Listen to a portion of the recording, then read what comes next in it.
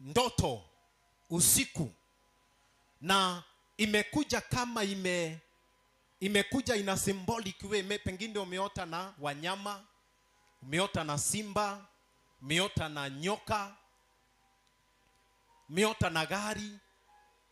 Yani imekuja ina symbolic way, kwa njia ya vitu ambazo huwa unatumia kwa maisha yako. Hiyo ni ndoto, na ni mpaka uingie kwa hayo mafumbo utoe ujumbe ambao Mungu anakupea kupitia hayo mafumbo. Haleluya.